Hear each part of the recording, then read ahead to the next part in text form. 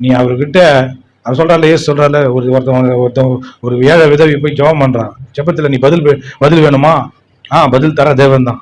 ஏழை விதவி, அவன் நியாயாதிபதி, அவன் தேவனுக்கும் தேவனுக்கும் பயப்பட மாட்டான், மனுஷனுக்கும் பயப்பட மாட்டான். அப்படிப்பட்ட நியாயாதிபதி கிட்ட போயிட்டு நீ என்ன பண்ணு, நியாயம் கேட்கறான். நியாயம் கேட்கிற நியாயாதிபதி, அவன் பேரை பார்த்தா நியாயாதிபதி, ஆனா நியாயம் செய்யற ஆளு கிடையாது.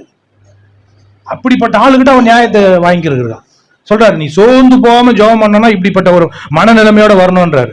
அது என்ன மனநிலைமைன்னா, விடாப்புடியா அவர்கிட்ட நின்னா கண்டிப்பா சொல்றேன் பதில பெற்றுக்கொள்வேன்றார் இயேசு. நீ விடாப்புடியா, எனக்கு இது வேணும் ஆண்டவரே, நான் இப்படி ஆகணும் ஆண்டவரே, எனக்கு இது கண்டிப்பா வேணும் அப்படின்னு சொல்லி விடாப்புடியா சோர்ந்தே போகாம நீ கேட்டினா பதில் தருகிற தேவன் அவர். பதில் தருகிற தேவன் அவர். அதான் சொல்லி கொடுக்குறாரு. இவ்வளவு ஈஸியா சொல்லி கொடுத்துட்டாரு. ஆனா கஷ்டம் நம்ம கிட்ட தான். ஏன்னா சோர்ந்து போகாம தொடர்ந்து கேட்கணும். அவ பாக்குறான், இவன் தேவனுக்கும் மனுஷனுக்கும் பயப்படாத ஆளுகிட்ட போய் நம்ம முன்னாடி நிக்க முடியுமான்னா அதெல்லாம் அவ கேரே பண்ணல. அவளுக்கு வேண்டியது நியாயம், எனக்கு இது நடந்தே ஆகணும்.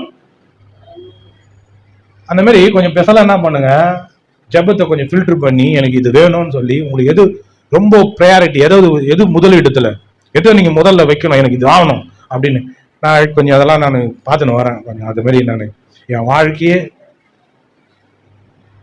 நான் பண்ற ஜெபமா மாறும். ஆமென். என் வாழ்க்கை எப்படி இருக்க போகுது? நான் பண்ற ஜெபம் தான் என் வாழ்க்கை. புது வெளிப்பாடு. சத்தத்தை பத்தி பேச வந்தா ஜெபத்துல வருது.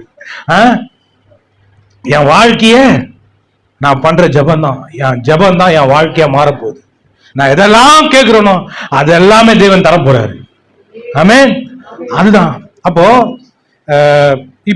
இப்போ நான் தேவன் கிட்ட கேட்டா, நான் ஆண்டவர் நம்ம பார்க்கணும் அப்படின்னா பார்க்கலாம், தப்பு கிடையாது, கேளுங்க. அதே மாதிரி தமஸ்குல பவுல் என்ன பண்ணான், இயேசு கிறிஸ்து, உயிர் தெரிந்த இயேசு கிறிஸ்துவ நேரடியாக சந்திச்சான். அவன் பார்த்தவன் பயங்கரமான பிரகாசமான ஒளி இயேசு கிறிஸ்து அவனுக்கு வெளிப்பட்டாரு.